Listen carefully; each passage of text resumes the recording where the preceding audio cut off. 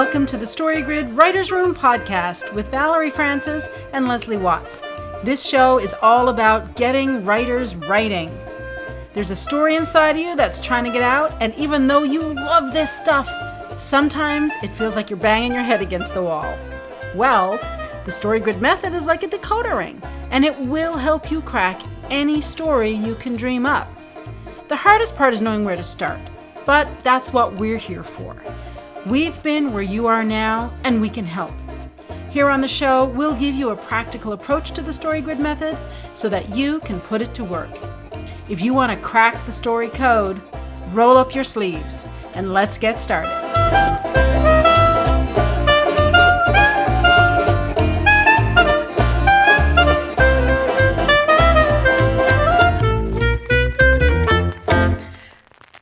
And welcome to the Writer's Room podcast. This is episode 8 of season 1. My name is Valerie Francis. I am a Story Grid certified editor, and I'm also a writer, and I specialize in stories by, for, and about women.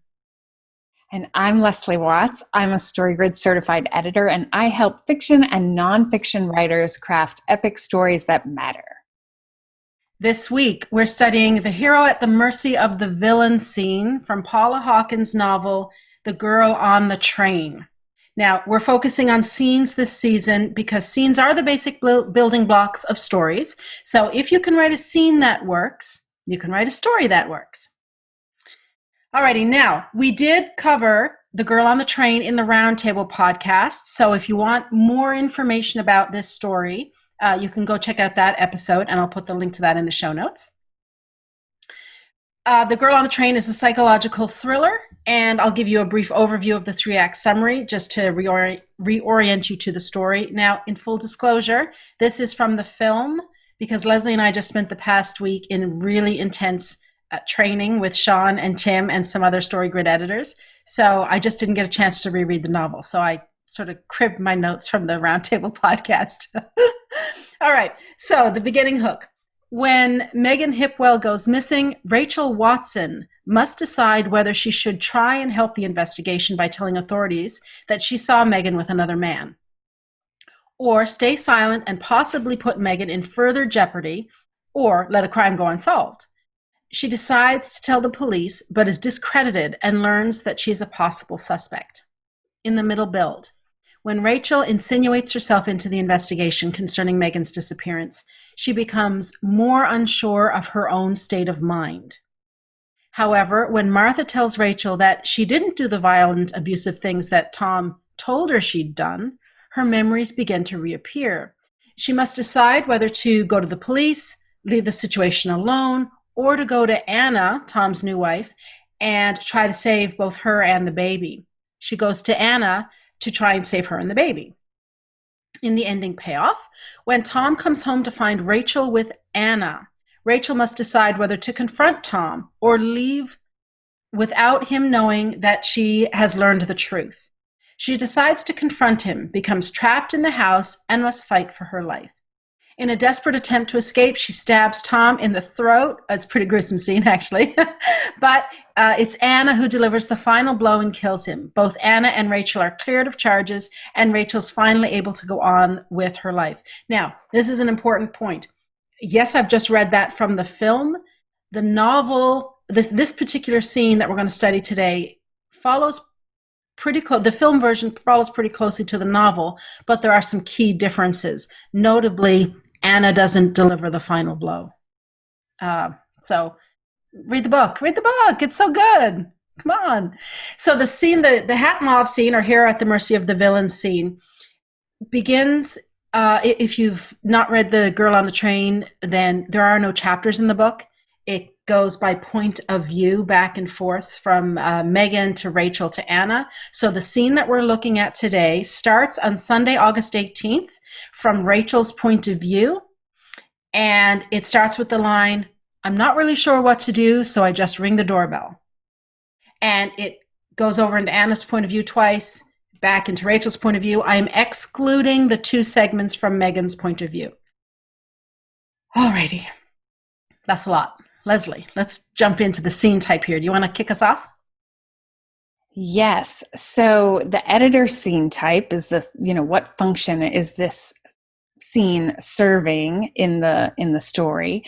This is the hero at the mercy of the villain scene. This is the core event of a thriller, and it's the one that the reader is waiting for, so no pressure.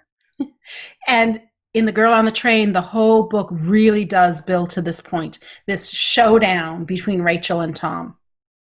Now, a side note here, of course, as you know, thrillers are a mixture of action, crime, and horror. So there is a crime here, which is the death of Megan Hipwell, and we're trying to figure out who done it. It's pretty easy to guess in this book, simply because there aren't many options.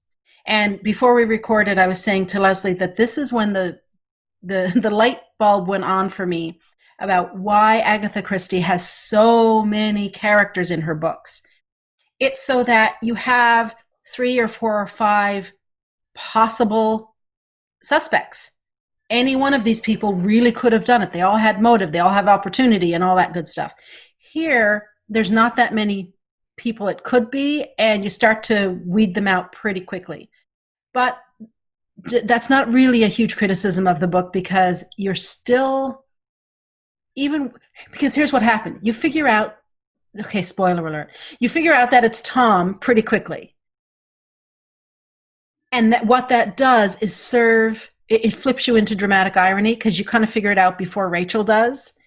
So I don't know if that was Paula Hawkins' intent or not, but it still works, because you're becoming more anxious, because Rachel still loves Tom and she still wants to be with him. But you as the reader have figured out that Tom's the murderer. Like, Rachel is already messed up enough because of this dude.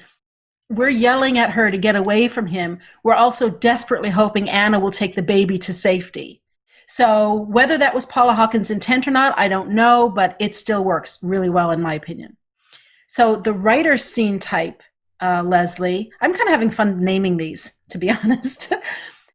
I'm calling it a psychological tug of war, because we've got Tom on one side and Rachel on the other side, tugging at Anna back and forth. Now, this is something that's interesting, and I'll get to this more in a minute, but Rachel's our protagonist in this novel. This is the hero at the mercy of the villain scene, primarily from Rachel's point of view, but we're really focused on Anna here. So Anna's in the middle, and they're tugging back and forth. Which side is Anna going to go to? Is she going to go with Rachel and bring her baby to safety and confront her husband? Or is she going to go with her husband and delude herself? Because she's not exactly squeaky clean. She is a morally flexible person, as Saul Goodman says. So we don't know which way she's going to go. So that's why I'm calling it a psychological tug of war, because they're not physically pulling her back and forth, but they're playing with her thoughts. What do you think of that? Yes, absolutely. Because in a way, at least in this portion of the book, Anna is the MacGuffin. Yeah. Right? Yeah. The only way for Tom or Rachel to win is to win over Anna. And so I think that's a beautiful way to understand what's happening in the scene. So while Rachel and Tom are acting, Anna is kind of in limbo, and we're never sure what she's going to do until the end. So even though Rachel does act to get them all out of the mercy of the villain, Anna's choice is just as important. It's interesting here. We've done a lot of 2-person scenes. Here we've got a 3-person scene. Well, technically there's 4. There's Evie, the baby. And she certainly has a voice in this. She can pick up on the tension. She is like a metric, a way for us to see that the tension in the scene is rising, because she can feel it, that things are getting more dangerous, and she's adding to it. And her mere presence raises our fears, because she's a baby. She's an innocent, and we're frightened to death When Tom picks her up, our anxiety becomes so high because we don't believe that, even though Tom is her father, we don't believe he's not going to harm her. So it's pretty scary. Any stories that have children at risk freak me out. I have to admit, I don't like reading those at all. And when I get to scenes like this where a child is at risk, the tension just goes to 11 instantly. And Paula Hawkins is playing with that, right? I mean, there are too many progressive complications in this scene for me to go through. They'll all be in the show notes. But one of the things that Paula Hawkins does is play with that. Tom will have the baby and we're like freaking out. Then Anna will have the baby again, and we can get a little breath of air, because even though Anna's morally flexible, she's always been a good mom. We know that Evie is safe as long as she is with Anna. She's not necessarily safe with Rachel, because Rachel has tried to kidnap her.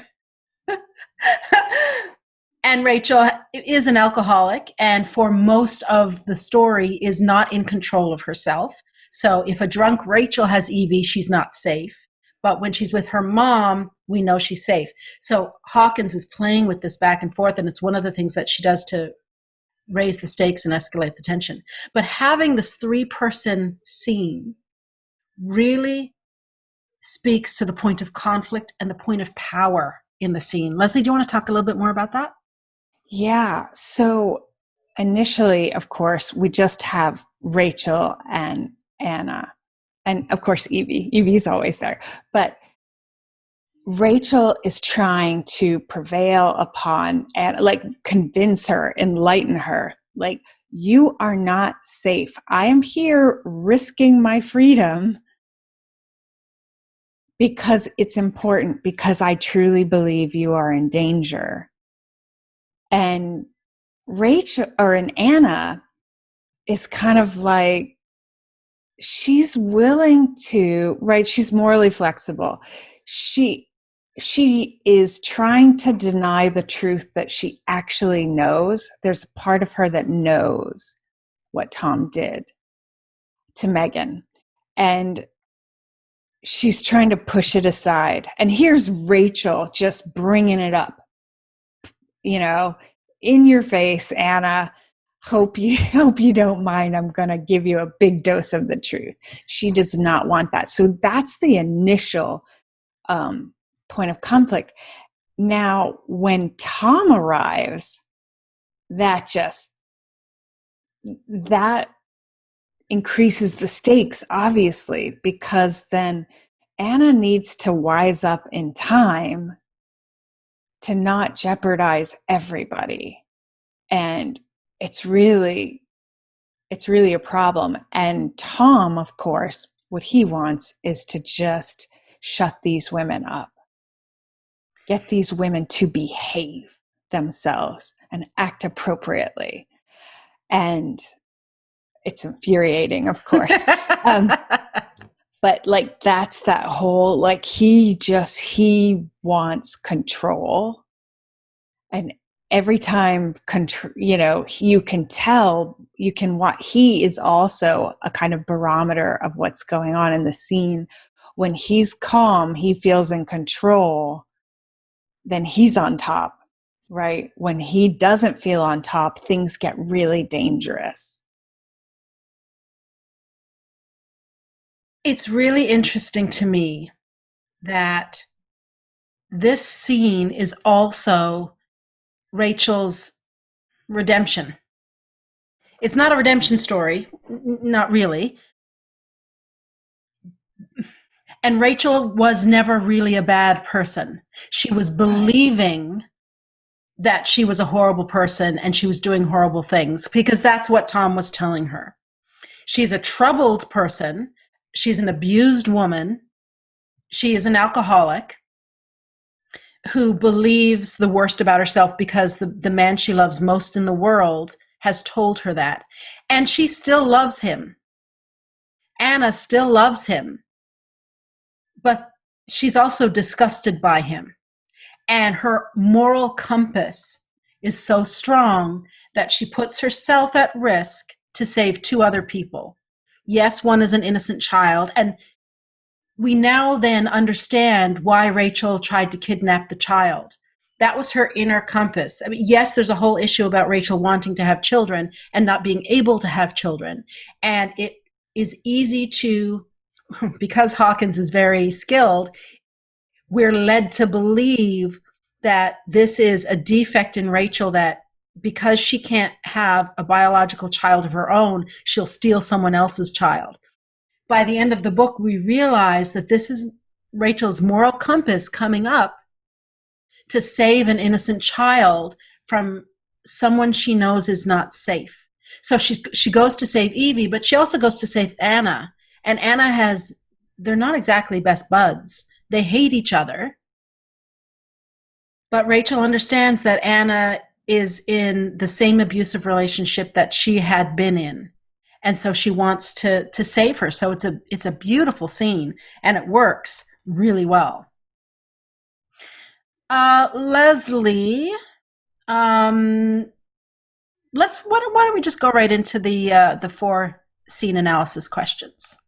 Okay, so our first question is about what's literally happening. What are the characters literally doing?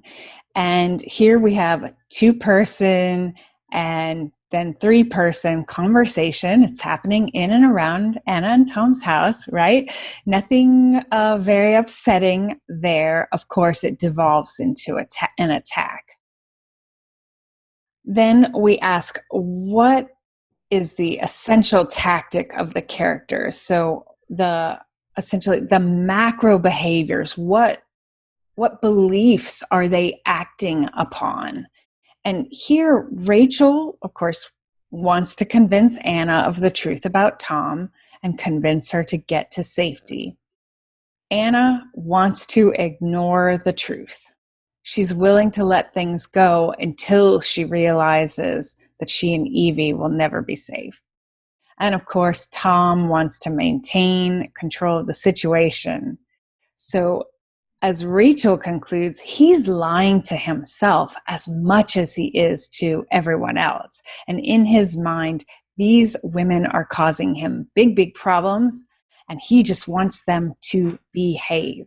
And of course, we also know Rachel cannot be allowed to live because she knows the truth and isn't willing, Tom knows, she isn't willing to ignore it.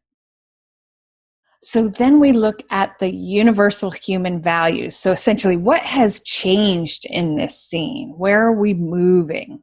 Of course, there is a lot going on here. And I recommend, especially if you're doing a psychological thriller, I really recommend looking at the micro changes that are happening over these passages.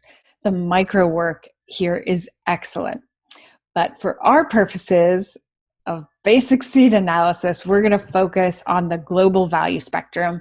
That's life. So we've got on the far negative end, what we call the negation of the negation, we've got damnation, we've got death, the negative value, and the positive value is life. So those are the values we should track.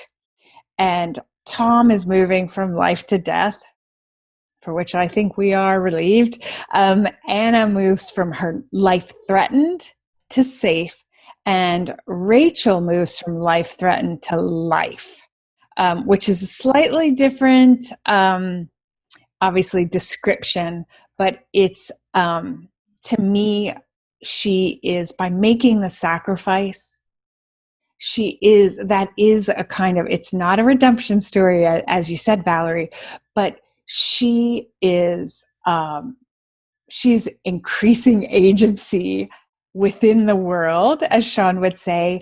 And as a result, she's really boosting life in general. She's not just moving to safety. So finally, we sum all of this up in the story event. And here's what I have. Rachel goes to Anna's home to try to enlighten her to the truth about Tom and get Anna and Evie to escape to safety. But Tom shows up. He attacks Rachel, who musters the courage to release her shadow agent to save herself, Anna, and Evie. and of course, any other woman who might have come into contact with Tom in the future. Now, that's really a long story event. You could, I think, trim it if you spent a little more time on it, but those are the basics of what's the action, the point of conflict, and the change happening in the scene. And of course, these questions are all helping you to fill in your spreadsheet. So there's a column on the spreadsheet for story event. And really, unless you're planning to submit to StoryGrid Publishing, no one sees your spreadsheet but you. So your story event can be as long as you need it to be. You may only need a half dozen words to remind you what that scene is and what it's about, or you may need more of a paragraph to make sure you're tying up a bunch of loose ends and so forth. So this is for you. So it's not about getting an A in StoryGrid, as we always say. It's about creating a tool that is helpful for you to write your story. Alrighty, 5 commandments. Inciting incident. Rachel arrives at Anna's house and tells Anna that they have to leave. The turning point. Anna tells Tom that she found the phone he used to call Megan. Now, there's so much going on in this scene. If you want to see beats at play, this is a great scene to study because you'll see lots of turning points and you'll wonder, why did Valerie pick that one?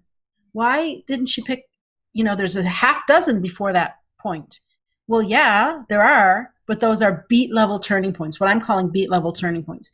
And one of the questions Leslie had for me when we were preparing for this is, are you calling this a scene or is this a sequence? I'm calling it a scene because it's one movement of the story. It's all the hero at the mercy of the villain, but it goes on for quite some time, and I'll talk about that in a minute. So I think that Anna telling Tom that she found the phone is the turning point because now this is when things have changed.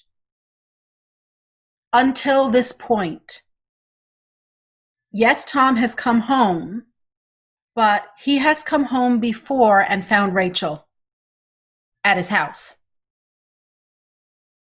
The power dynamic hasn't shifted. Life for them hasn't shifted. Rachel is still the crazy ex-wife that they're trying to get rid of. What changes is Anna saying, I know you had an affair with Megan. Now things are different. The whole, like the air changes in the room. You can feel it just as you're reading the book. So that's why I call that the turning point. The crisis then becomes Anna's, which is really interesting in the hero at the mercy of the villain scene, because you would think that it would be the hero's.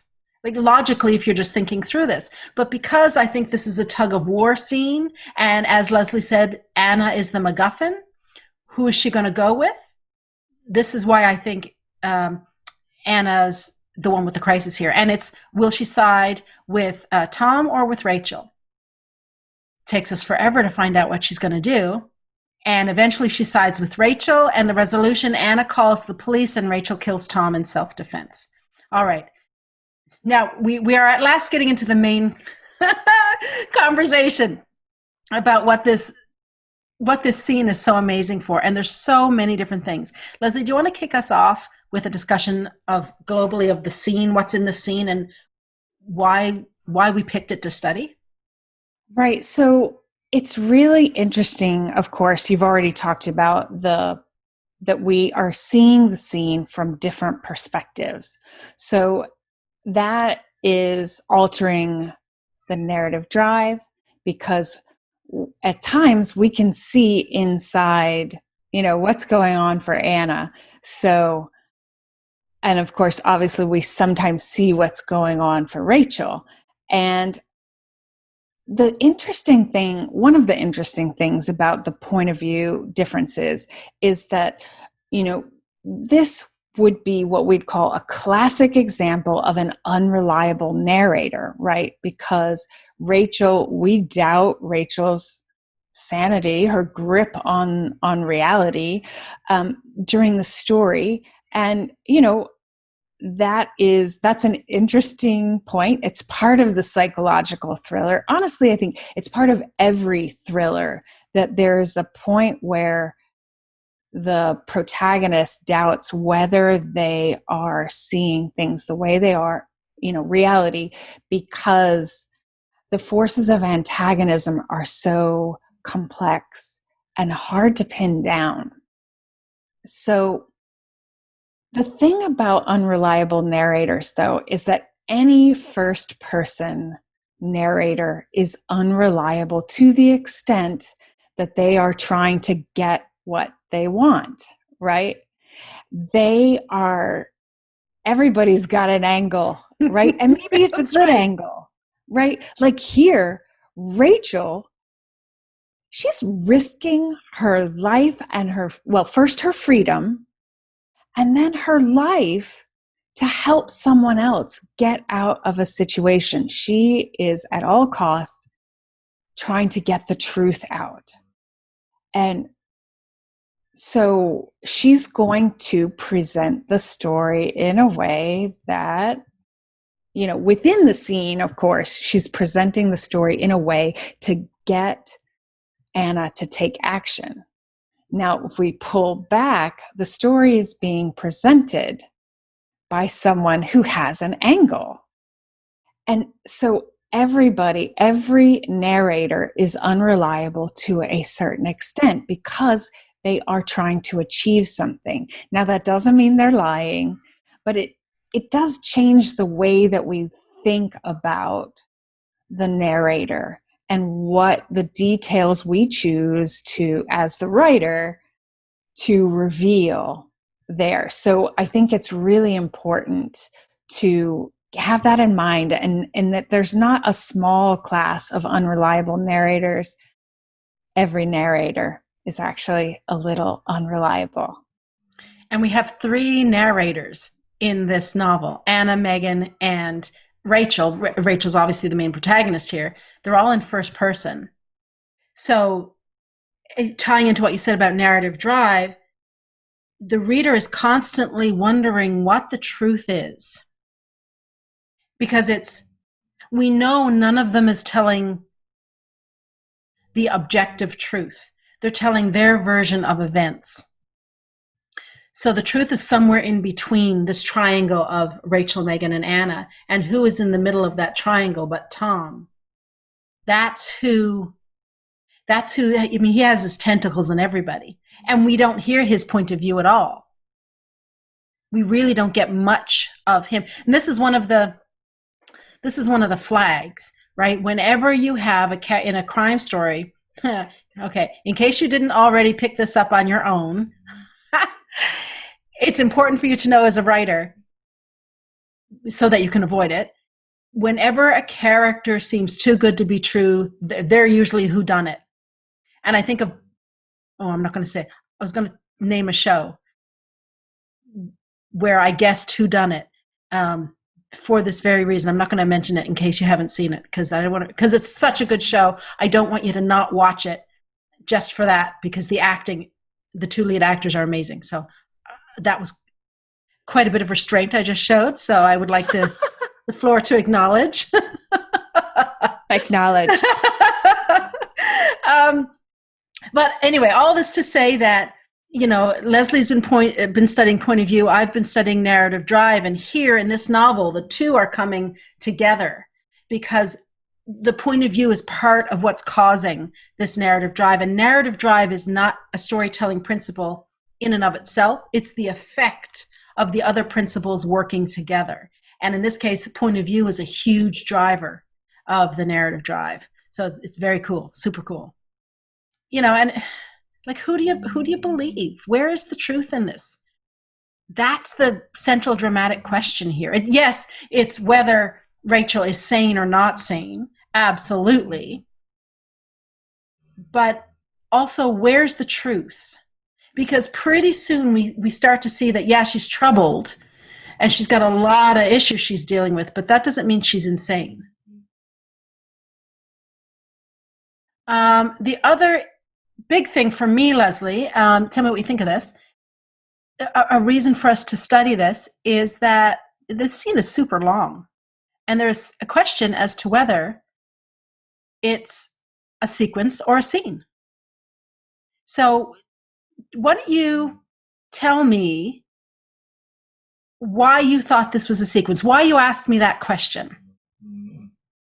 Yeah, so we've got these units that serve as, they're either beats or individual scenes, right? It's the writer has broken up the sequence of events that begin in the morning and end in the evening of one day.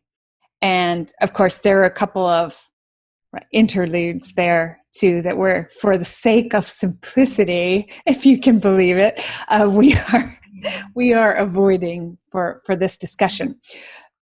There are perceivable shifts within those moments, but as Valerie says, Anna never commits until the end. Right? So we don't have that full shift. It is not decided. The central question that we're facing in these passages is, what is Anna going to do? Right? We do need to know what Rachel's going to do, and that is really important, right? It won't matter what Anna does if Rachel doesn't do what she does. These women are, as you say, the three women are completely tied together. The true story about what happened to Megan is not coming out if Rachel and Anna don't get their act together and do the right thing. And for Anna, that means facing the truth and accepting it and acting accordingly. And for Rachel, it is releasing her shadow and defeating that man. So Tom is a really bad egg. So that it does these individual units, and they are worthy of study because they're just beautiful. That last segment from Rachel's point of view, when Rachel is waking up and Tom is explaining why everything is her fault, right? And he does, we see all of his tactics, all of his usual tactics are on display here, right? He blames her, then he helps her up, right? He pushes himself against her, and then he smiles at her. He is pulling out all the stops here because he knows he has to kill her. If he's going to survive, he cannot. We are at the end of the line. So there are these shifts, but the central question, as I said, doesn't get decided until the very end. And so it is appropriate. You could call it a sequence, but in reality, I think a scene is probably more appropriate. Yeah. That, and especially since, because it is one unit of story, and even in the film, it follows this pretty closely, and it's clearly a scene. So if you're reading this and struggling, watch the film, because chances are you're just more used to seeing scenes in a film, so it might become clearer to you why we're calling this a scene as opposed to a sequence. Let's see, what else do I have here? Oh yeah, so here's something that's interesting. In the book that I have, this version here, it's the one that says, soon to be a major motion picture, blah, blah, on the cover. This scene is 41 pages. 23 of those pages, more than half, are from points of view other than the protagonists, which is really interesting. I had to count it up because there was so much of the time was other voices that are coloring the action on the stage. the camera's on Rachel, then it's on Anna. And then I think in the film, if memory serves, the Megan parts have a voiceover.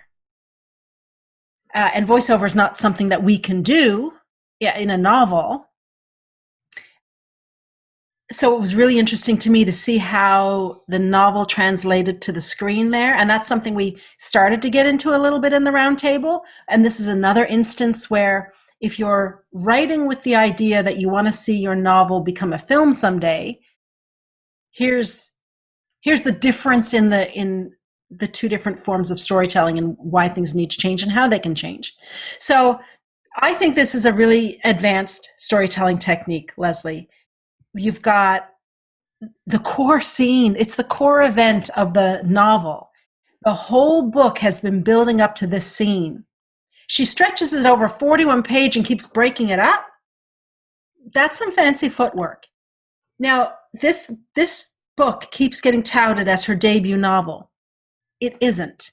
I think this is her fifth book. It's her first thriller, but I think it's her fifth book, and she was a journalist for years before that. So she came to this novel with a really solid base in storytelling and what makes a story interesting to a reader. She may or may not have ever heard of StoryGrid. I don't know, but she has implicitly absorbed these principles of storytelling and has put them into practice here in The Girl on the Train. Because, I mean, I don't know if I could pull it off, flipping in the hero at the mercy of the villain scene to another point of view and then doing two flashbacks. So here's, it's just another reason to study this scene and challenge yourself to write a scene like it if you don't believe that it's challenging. and give it to someone to read and see if you can maintain their interest through it, because it's really well done. Gold star to Paula Hawkins, absolutely. I'm just scanning my notes here to see what else I have to mention before we clue up the story, the episode. Oh yeah, this scene is the resolution of the whole book. That's the other thing. We typically see this scene as part of the resolution, part of the third act, but here it's kind of serving as the majority of the ending payoff. There's only, in my version, 2 or 3 pages after this, and then the book is done. And it's basically, and they all lived happily after, the end. Well, happily ever after might be a stretch. well, and Rachel lived sanely ever after. How's that?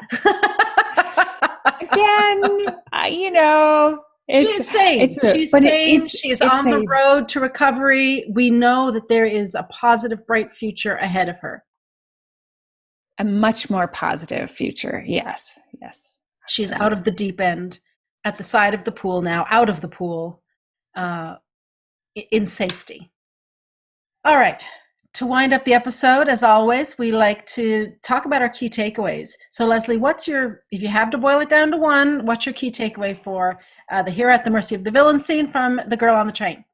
It is so hard to boil it down to one because there's so many good things in this. But what I will say is this emphasizes the importance of slowing down and studying your masterwork carefully.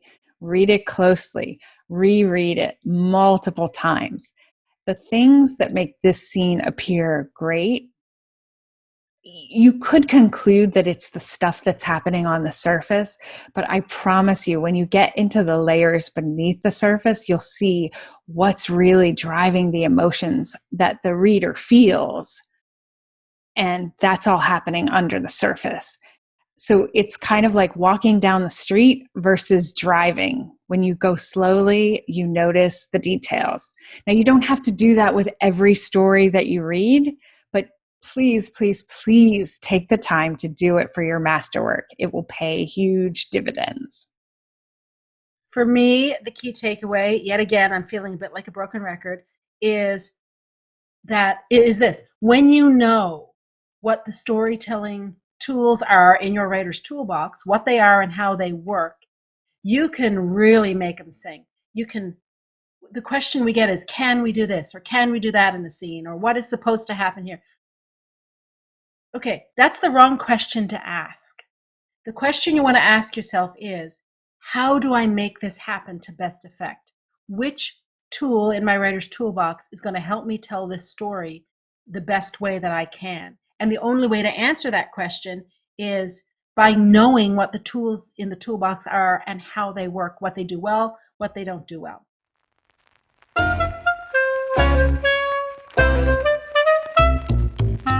And that wraps it up for this week. Remember, if you want to become a better writer, you've got to write and you've got to read. Why not challenge yourself this week to take one of the ideas we talked about in the episode and use it in your work? To support the show, leave us a rating and review and tell your writer friends about us.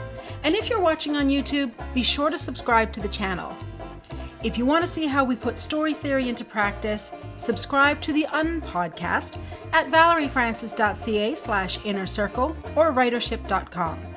For show notes, blog posts, and information on the StoryGrid courses and guild, visit storygrid.com. Thanks so much for listening. We'll see you next time.